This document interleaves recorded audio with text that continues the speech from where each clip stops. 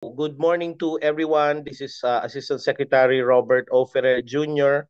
speaking on behalf of the Department of Foreign Affairs, led by Secretary Ricky Manalo, and directly uh, under him, Undersecretary for Migration, Eduardo De Vega.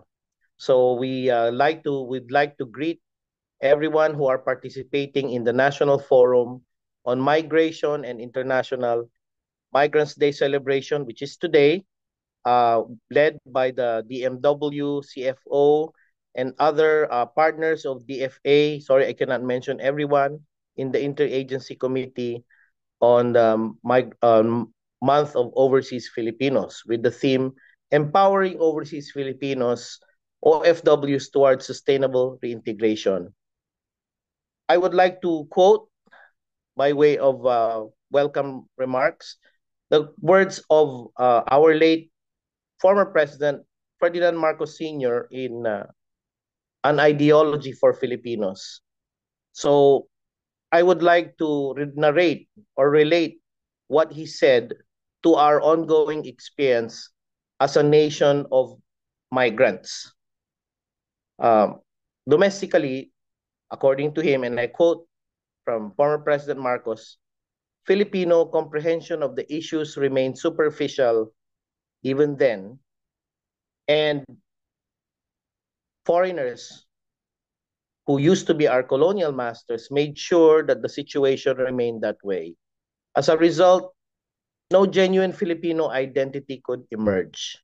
Geographically, we were one people, but this geographic unity was not reinforced by the Filipino consciousness of being truly one nation. As a people true to our characteristics, we are not a nation that easily gives up when difficulties arise. We innovate and improvise. Suicide is not in our ethos. We do not, as lemmings do, rush to the sea of damnation, but we sail towards our own salvation. A Filipino ideology built on experience and reflection. It is, in fact, a summation of collective knowledge. It is a process of discovery and recognition. It is finally the wellspring of our actions. End quote. An ideology for Filipinos. At the DFA, and together with our partner agencies attending here present, we have an ongoing conversation regarding our diaspora. We can call it Pilipinas sa labas, Pilipinas Ultramar. There is no collective decision yet on what we would call this conversation, but it is ongoing regarding Filipinos who will go beyond their current borders. Now, once Filipinos go outside their current borders, once they are in a foreign country, they do not create borders or ghettos, unlike some nationals or ethnicities from other countries that concentrate themselves in certain parts of their foreign, which is now their own local community once they are abroad. So Filipinos are not into creating Filipino-only ghettos abroad. We integrate. Interestingly, the Filipinos abroad do not face the backlash against immigration in Europe, for example. They need us there. Filipinos all over the world, although many are still in a vulnerable, illegal, or in a gray state, as far as their immigration status is concerned, many of them, especially their children or children of their children, have become citizens or well adapted or have become successful immigrants in their host countries or host governments.